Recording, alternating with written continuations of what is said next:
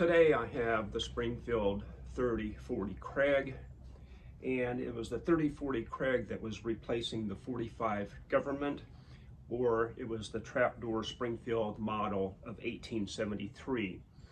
The Springfield model of 1892 to 1899 is a Norwegian design, bold action of Ole, hopefully I'm pronouncing it right, Herman Johans Krag, and of Erik Jorgensen. And they were produced from 1892 through 1903, some say 1904. And my model is the 1898 model. And I believe mine is the second model, and the third model was in 1901, and the fourth model was in 1902. And there was different changes that they incorporated to be those variations or model designations. The overall length is 49.5 inches, and it weighs almost 6.5 pounds. They served the United States Army through several wars and conflicts, and it was during the Spanish-American War of the 1898 that going up against the Spanish using the German 7mm Mauser, nicknamed the Spanish Hornet, which I have as a stand-in here. This is a Spanish Oviedo 1901 Mauser here. So they was going up against the 7mm, and you could use the stripper clips, which was a lot faster for reloading and getting back on target versus opening this up, grabbing your rounds, dropping them in, closing it back up. So after the war, and with the small Spanish forces that were keeping the American forces at bay, they brought a lot of those in and examined them and determined they needed to have a new model, a better rifle. And what they did was based them off the Mauser action. So they were sued because of copyright infringement. And so what came after the 3040 Krag would be the Springfield 1903. What they did keep from the Krag is the cocking piece here. As you can see, it has the same cocking piece here on the 1903.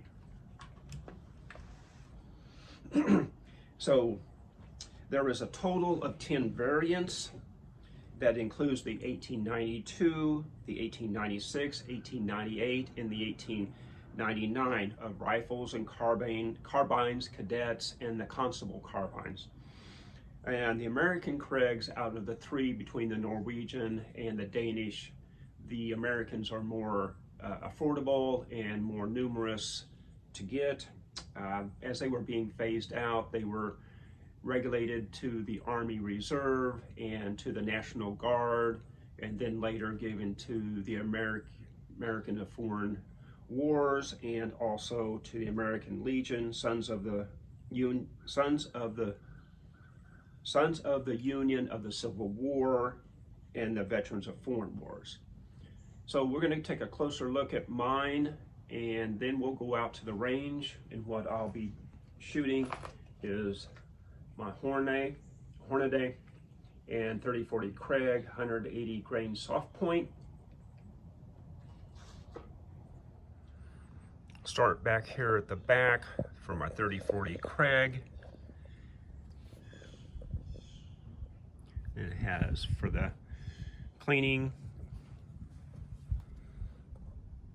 And I think my stock is in pretty good condition. You know, there's a little gouge, a dent in there. And as I mentioned before, this is the cocking piece, which they kept for the 1903.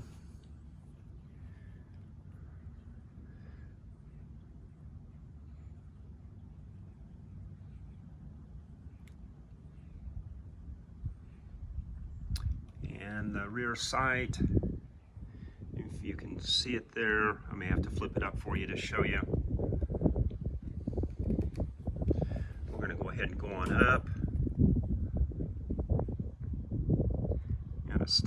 there.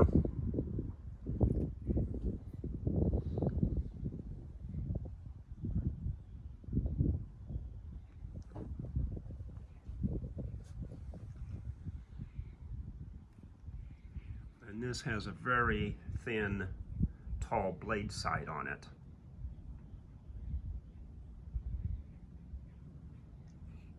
And we'll turn this over, show you the other side. Here we are with the other side.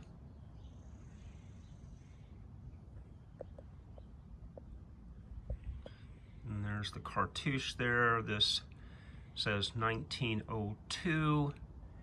And if I remember correctly, mine was mid 1898 when the rifle barrel receiver was made, because I looked up the serial number on it.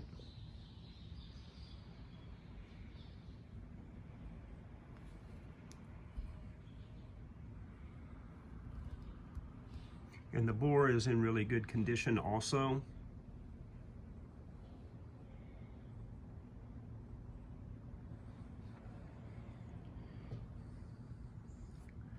I'll flip this up. And you can see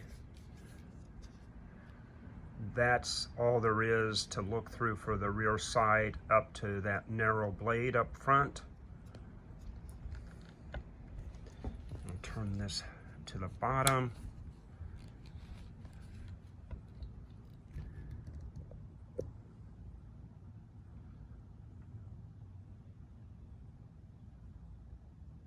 And then I have the stamping and the cartouche there.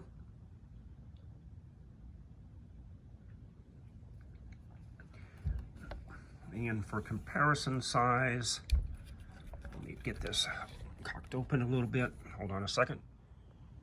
So for comparison size, the bottom is my 1903. They both have a magazine cutoff.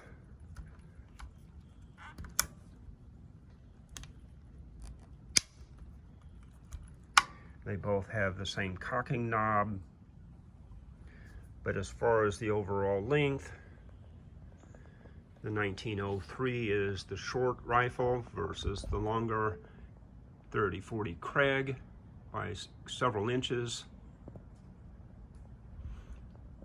So we're going to go ahead and go out to the range, and we'll be shooting this Krag, seeing how well I can do with it. So here we go. Shooting my 30-40 Krag for the first time. I'm going to see how well I do.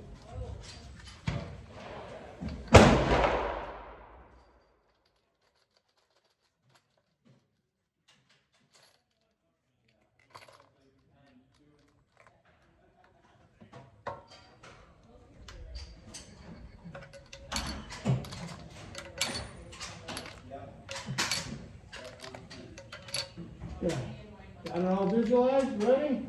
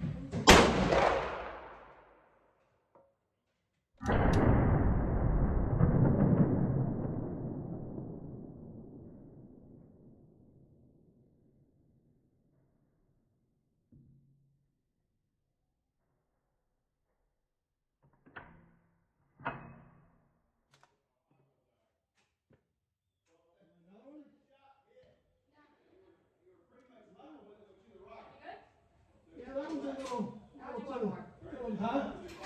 Take your time. That one's a little to the right. At 25? You flinched a little bit. Sure.